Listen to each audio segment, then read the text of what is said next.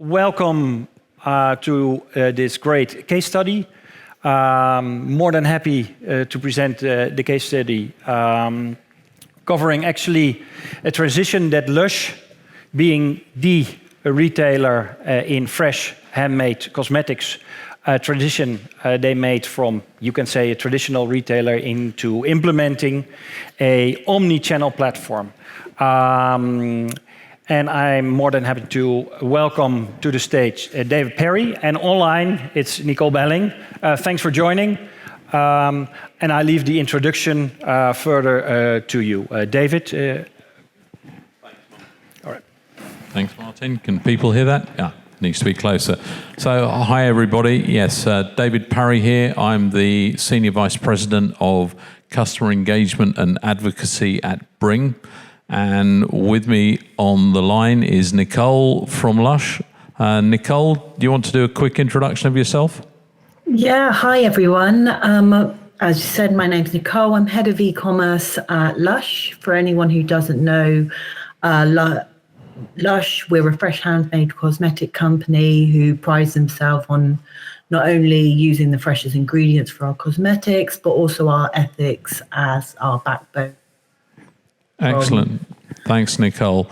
Yeah, and Bringg, who I guess most people will not have heard of in the same way as Lush, because Lush is very well known around the globe. Bringg, we provide the technical orchestration for the last mile, enabling our customers to manage their own fleets, third-party fleets, manage pick-up and collect in store, that whole omni-channel experience. And I guess the key thing with us is that ability for our customers to retain their own brand throughout the last mile, yet have access to many, many third-party delivery partners. So with that, Nicole, kind of first question for you really. Over the last year, Lush has been making substantial investments into a unified omnichannel approach. And what's been driving that transformation for you? And also, why now? So for us, it's two factors really. So giving the customers what they want when they want it, we've seen that demand, and it's very much about convenience. And if we can get our products to our customers fresh and fast, it's better for the product to use on the customer. And then also the balance of that is our company responsibility and our impact of a company from an environmental point of view. We know that supply chain is massive when it comes to ingredients and where we source them from, which we built our knowledge and understanding of that through our ethical buying. But on the other side of that is the final mile and ensuring that we can give our customers the right choice and in the most environmental way. So that's where the investment's really driven from. Excellent. Thanks, Nicole. And we at Bringg are seeing an accelerating demand for innovation. 4 times more likely to purchase online beauty products than 2 years ago. 83% of customers want flexible fulfillment options. And now it used to be that your shop was the customer experience.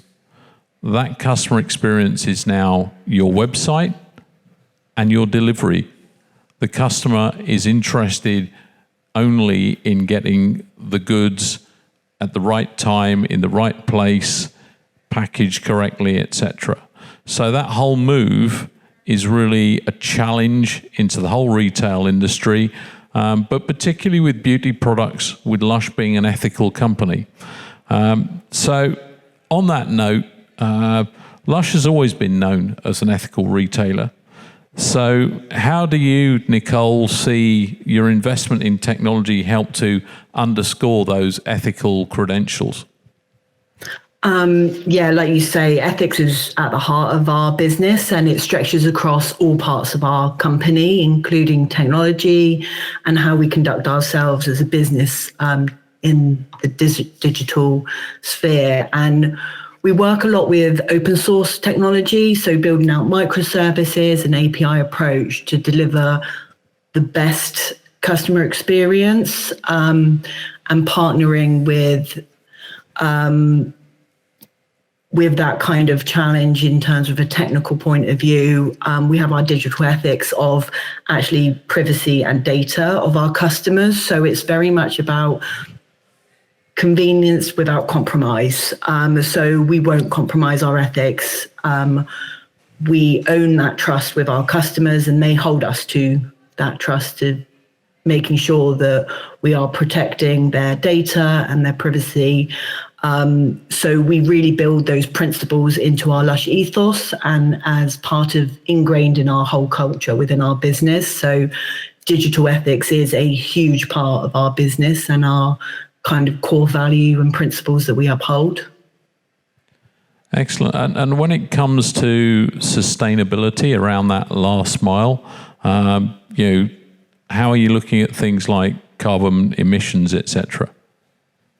I think it's very much around owning the business and why it's so important to us. We invent and manufacturing sell our products, and the same goes with our tech. And when we're looking at the carbon emission, it's about showing that to the customer and being able to educate them on the impact that they're having that goes through our company.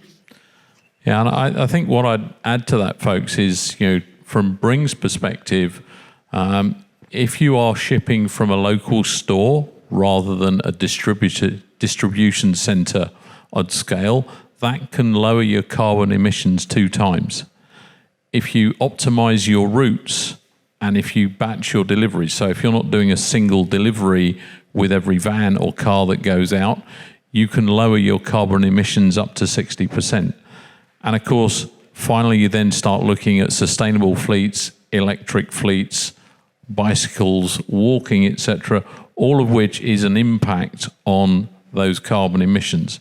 And for a company like Lush, which is really focused on the ethical approach, the green approach, these things are very important as they move from an in-store experience to a delivery experience.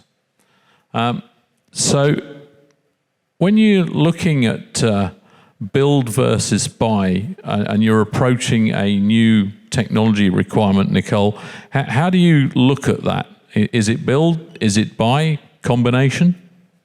It's definitely a combination for us. So we do have an in-house team, and we have what we like to call our digital estate, which is our ecosystem that we run on, and it's very much partnering with the right customers to be with the right companies who understand our overall vision and our ethics, and how we can work with those companies to plug into our digital estate and make sure that we have full control over that. As I said before, ensuring the customer data is in our hands and we're not giving it away to any third parties.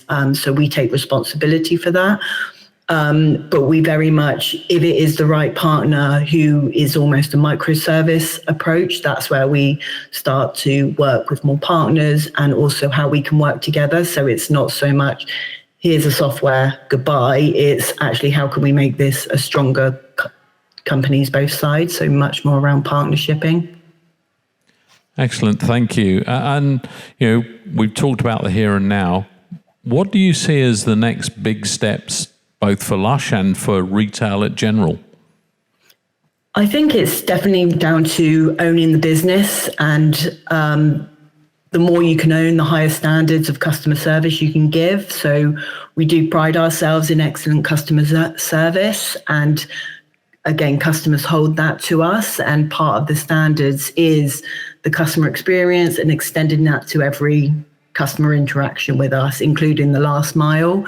So I think that's going to become more and more apparent with more companies going forward. Yeah, I'd agree. And I think, the last mile isn't easy. You're managing multiple carriers. How do you ensure that, those carriers are representing your company? Because if they get the deliveries wrong, people are going to think about Lush or whoever. And so it becomes very important that you're able to manage those, that you're able to get visibility out to both suppliers and customers. So sort of looking at the retail trends and how it moves forward, do you see a day when Lush will want to own its own last mile infrastructure, i.e. perhaps have your own drivers? Yeah, I think it's definitely, especially when you're looking at the gig economy and in terms of like ethically how those people are managed and driver availability, I think it is end to end. It's not just from a carbon point of view, but it is from a people point of view that we also need to take consideration. And again, that's something we pride ourselves for. So I think it's making clear business decisions, and it's definitely an opportunity for us to expand out our kind of shop community and have staff picking up parcels and taking them to door to door, and looking at the mixture of fleets, like you say, electric, bikes, walking. Ultimately, it's giving the customer the best options, knowing that there's an ethical choice and giving that to the customers. I think that's a lot to do with how companies need to build their businesses. And based on that, Nicole, how are you thinking about making investments today to provide that flexibility that you've just talked about into the future, and recognizing that your requirements will change? That's definitely what we build on. We go from a platform approach. So looking at our investments and laying the foundations to grow and then innovate from there. Digital, there is no end to the landscape changing, and it needs to be flexible. That's part of the requirements. And we need to, as businesses and partners going together, be able to adapt and mold to every changing landscape that happens. That's part of the fun of working within digital. And I think partnering with Bringg, it kind of starts us on that journey so we can navigate the changes in the markets together. I'd agree entirely. And I think as at Bringg, we're looking at bringing together a unified omnichannel experience.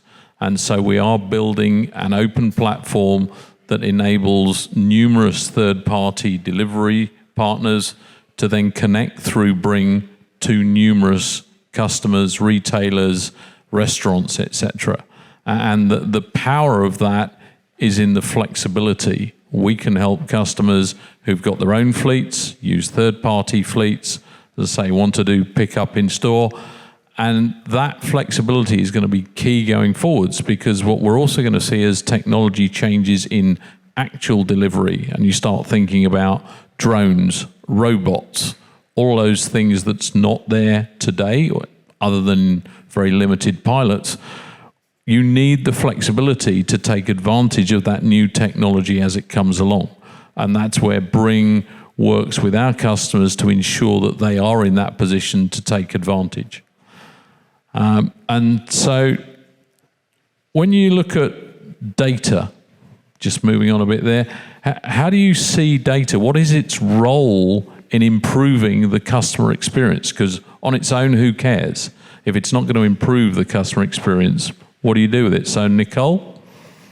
I think with data, it helps us understand the customer's need, and it will also help us enable educating our customers, for instance, letting them know their environmental impact of different delivery choices, and how that environmental impact really sits within the business's responsibility and giving that choice. But that data allows us to really showcase those more environmental choices that a customer can have. Excellent. And we talked about how Lush has approached its technical stack. So a natural follow-on to me is, why Bringg? And how do you see Bringg contributing to Lush's and Lush's customers' future success? I think a lot of the decision was around Bringg's approach to collaboration, and it's also within our digital estate, we use a microservice approach, and this allows us to give the service to act today and then build more for the future. And with it being in multiple markets, as we're a global company, it allows us to roll out the technology to different markets within our estate, which covers our whole group markets, and allows us a fast access to the environmental carriers. So with the number of carriers that Bring hold, it allows us to tap into those ones and then really champion the ethical delivery and help build that side of businesses to make sure that we're offering more and more of these options. Thanks for that. So we've covered the present, we've talked about next steps. Let's look a bit further into the future. If I was to ask, where do you see Lush and retail in general in the next, say, 3 to 5 years? Where do you see Lush and positioning itself? I think in the next 3 to 5 years, it's definitely championing sustainability and ethical within growing a business. I think a lot of the sustainability that we need to look at is about acting now and acting fast. Also championing open source and giving more companies that freedom to, if we can share the open source technology, we can grow faster and make a bigger impact by sharing education of what people have learned. And I think a lot of the bigger impacts that we can have are all of our problems. So the more we can share that and build a lot more of that open source knowledge, I think a lot more problems we can solve. And then in turn, that will just give a better customer service and a better results for all. Thanks, Nicole. And thank you for your time today. Really appreciate you joining us here. I'm going to throw it open now to the floor and see if there's any questions from the floor. I might have a question. Yep. So Nicole, by implementing kind of ship from store, you have, let's say, a platform, you have some IT, but how are you able to transform actually your personnel being able to not only service kind of over-the-counter sale, but actually incorporate logistics?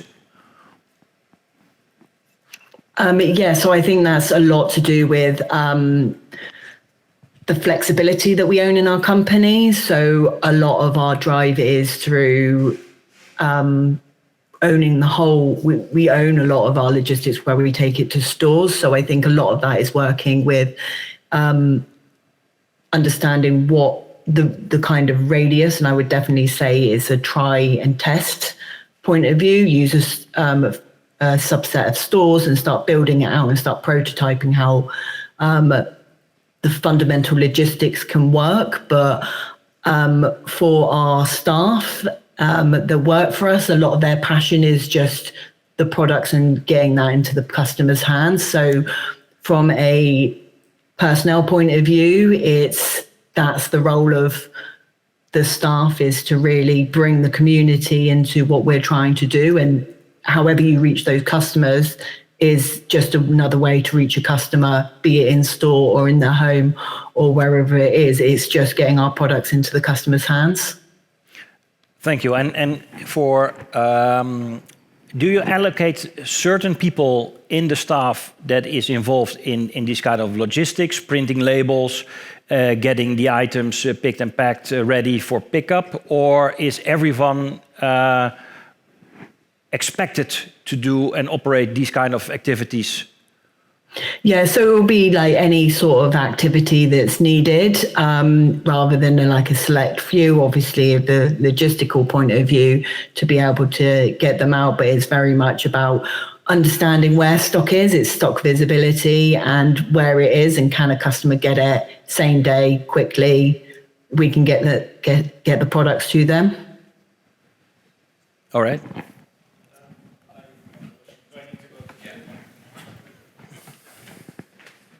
Hi, Nicole. Rafa from DV, head of tech. You mentioned a little bit about build over buy, and I think that's a really interesting decision that just happens quite often. I wonder if you could give us an example of a case where you chose to build over buy that led to an outcome that you preferred or that didn't work as you planned.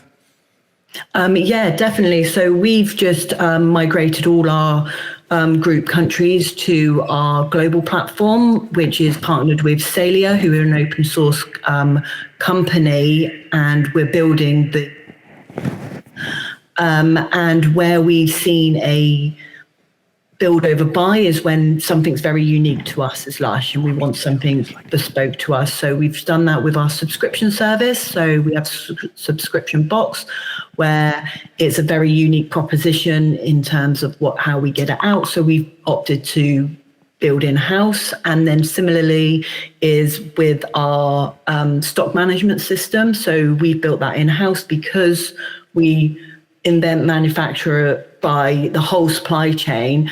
It was important for us to build in-house because anything we would buy wouldn't service our requirements that we need throughout the business, not just one side or another. So that is something that we then opt to build in-house. So it's very much depending on how unique it is to Lush as a business and fitting our purpose of our need.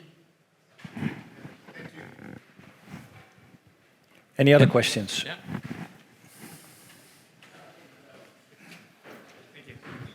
Hi, Nicole. Hi. I understood that you have several way of delivering from the stores, and the customer could be on the website or in the store. Do you have and how do you configure the rules to allocate the delivery? And so what are the rules to choose the best delivery option? So the best shipping point, the best carrier to have the most cost and carbon effective delivery? So that's definitely where we've brought the partner of Bring into that, so we can really understand where the costs are and how they're coming through. In terms of allocation, someone wants to buy it, they get it. It's not a online or different ones, but our ultimate goal is the choice is in the customer's hands, and it is about convenience, and that isn't necessarily fast. That is just get me what I want when I want it. And it could be a later day. It might not be right now, but it could be in X amount of weeks' time because I'm going to give it as a gift to someone. So it's very much the flexibility to the customer, and that's what really offers convenience. Is there anyone in the audience that is already using ship from store or other omnichannel from their retailer perspective themselves? Yeah.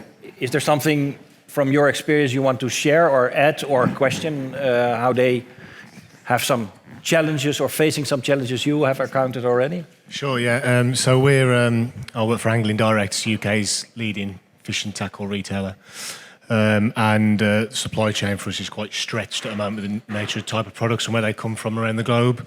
So we've opened up our store stock files to customers for top selling lines that go out of stock on web, basically just, accessing stock that might be in the wrong place.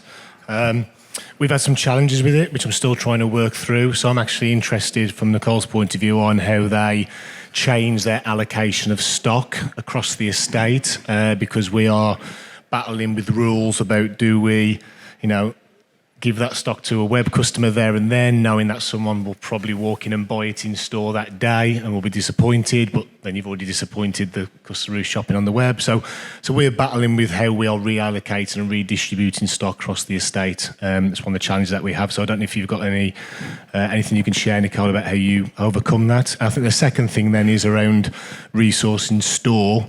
Again, we run quite lean in terms of labour ratios in store. So, how do you prioritise one customer over the other? So for us, we're very fortunate is that we make our products. So for online, we have unlimited stock. So we try never to go out of stock, and we keep going. And if we need to have more products of that, more supply of that product, we'll make it, because we've got the raw mats that sit behind it, so we can make almost to demand, and that will only push out the lead time. So that allows us to reach any customer anytime, and then our store customers can also allow that element of, we can get it for you from online, so we can redistribute that way.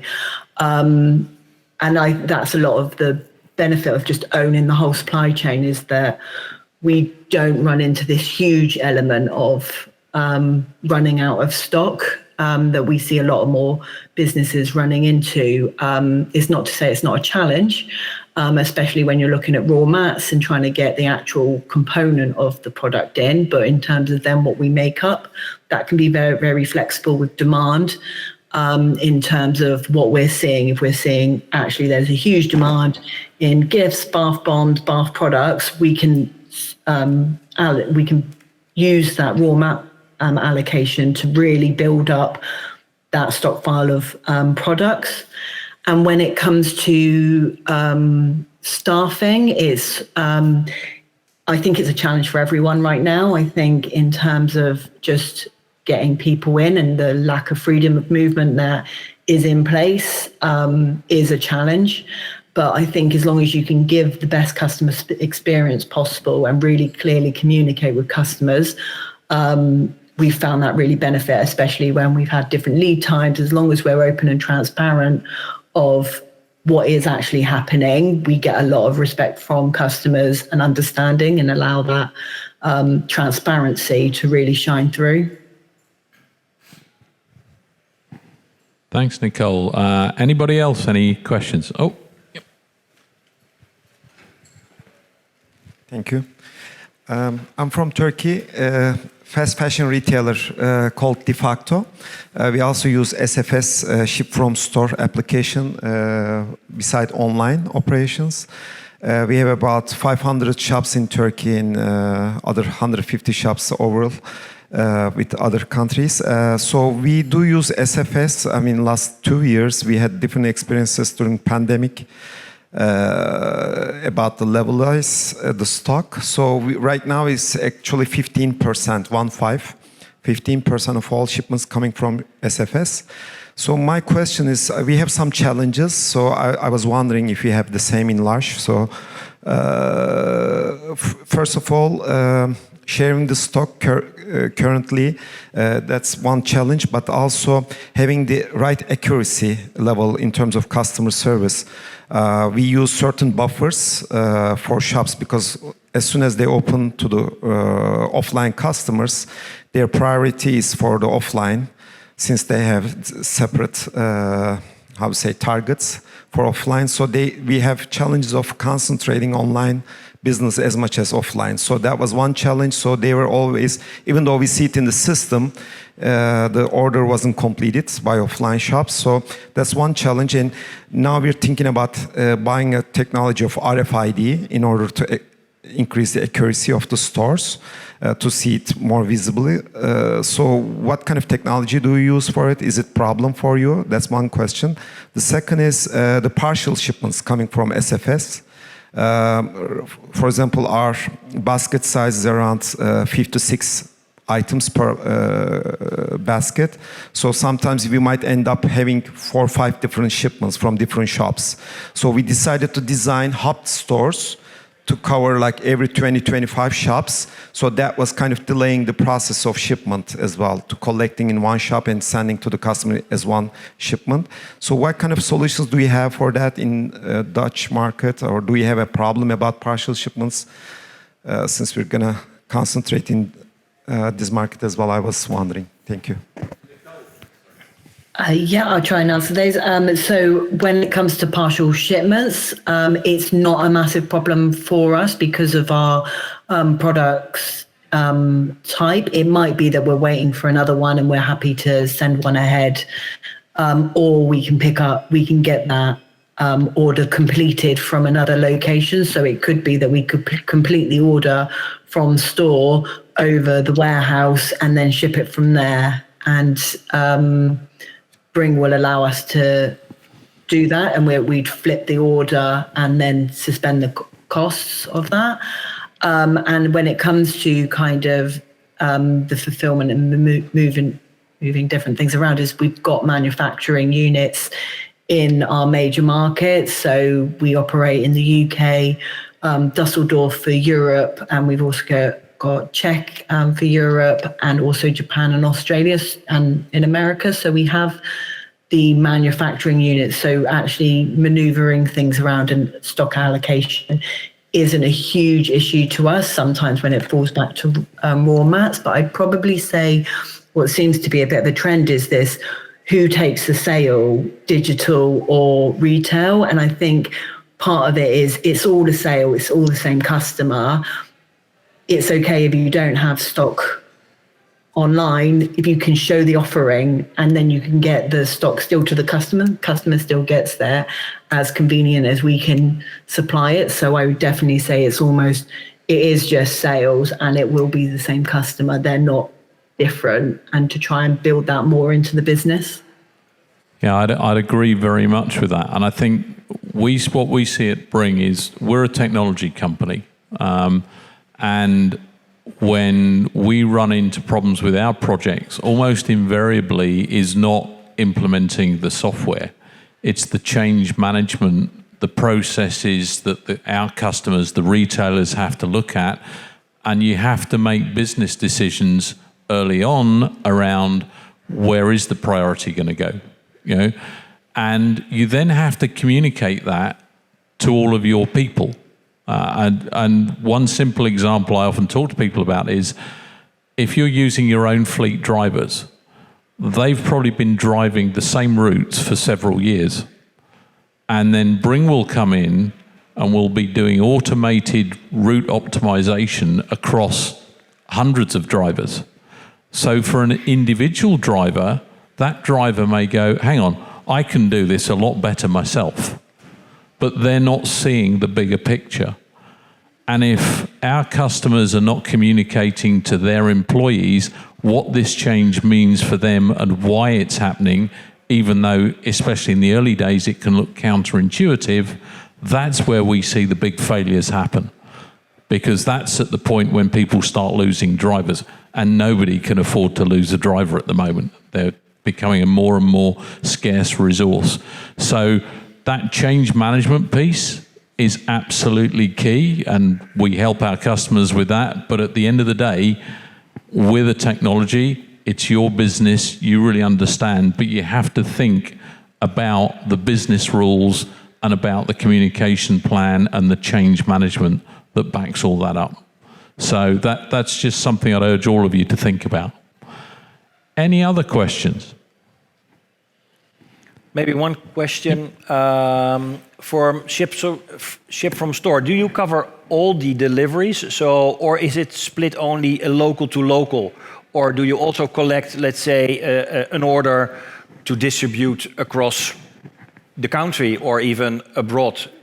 What kind of decisions or options do you offer?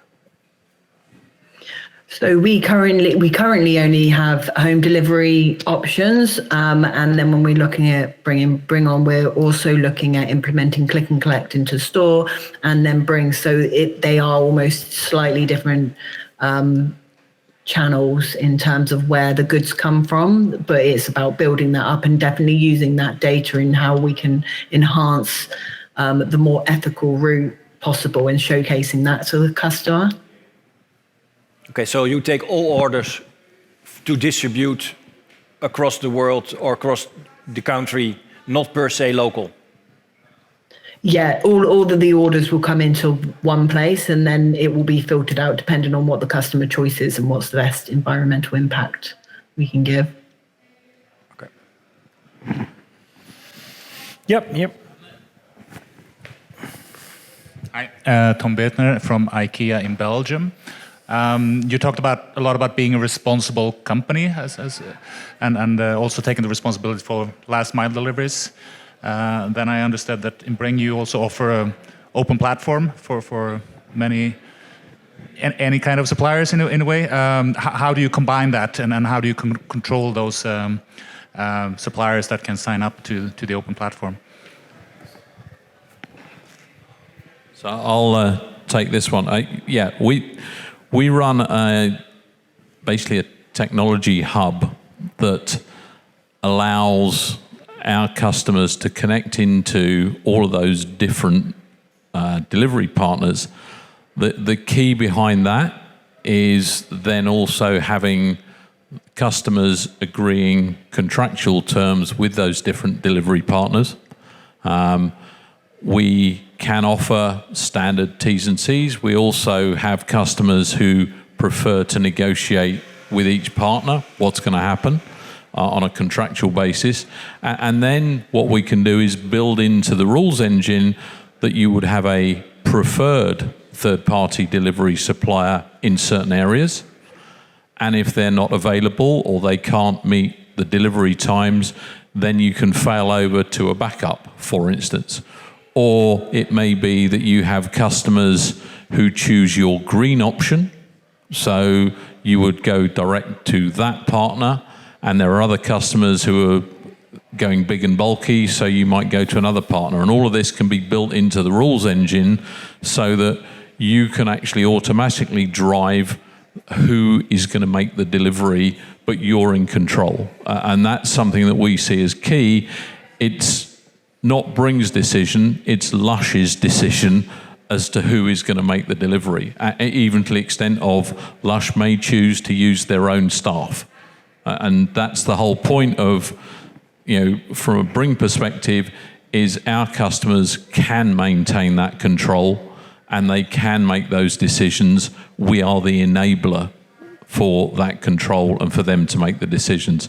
Nicole, I don't know if you want to add anything to that?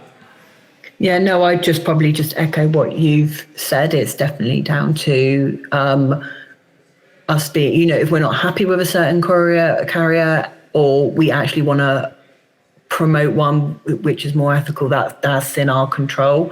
And that is one of the reasons we wanted to partner with Bringg, is that we can showcase to the customer and educate actually what could be really beneficial to them. Thank you. Anybody else? Yeah, chat's back with the question. Hang on a second, Nicole. Nicole, just to go back to something you said a few questions ago, how do you allocate e-commerce sale from a reporting point of view if it's picked and shipped from store? And then leading on from that, any advice on how you culturally moved omnichannel, taking the broader teams with you, so you were an agnostic business, there's no bias to one channel or the other, because that's not easy to do. No, it's never easy to do, but I think part of ours is that our sales all sit in one place. So it historically, where we've been a retailer for a lot longer, it all sits within retail. In terms of the money, we understand from a P&L point of view how online's performing, and as long as the customer's getting the product and I understand the sales that are coming in and what channel that is going through, I can understand the impact of where the sale's happening, and it doesn't matter who gets the money in the end of the day, because we just want to grow sales together. And a lot of that is about collaboration and working very closely with the stores. And definitely, there is times where, especially when it's run up to Christmas and with the supplies getting shorter and shorter, we know when to prioritize digital, and we know when to prioritize retail. We know that definitely on the run up to Christmas, e-com is definitely November, beginning of December, and then we quite clearly hand the baton over to retail and go, cool, you clear the rest of the Christmas stock. But that's part of not really worrying where the money goes. And I think when you get into that, that's when there's problems, because again, it's just the customer at the end of the day, and it's just about transparency of data. So we do work with Looker, which is a Google Business Intelligence tool, which surfaces the information however we would like it to be cut. So that really aids our business decisions. Just conscious of time, well, I think we've got time for one last question. Is anybody out there? If not, I'd like to say a huge thank you to Nicole. Thank you for your time this afternoon. I know you're incredibly busy at the moment, leading the transformation at Lush. So thank you very much, Nicole. Let's and give her a thank big you everybody cheer. in the room. Thank you. Thanks for having me. Thanks, everybody.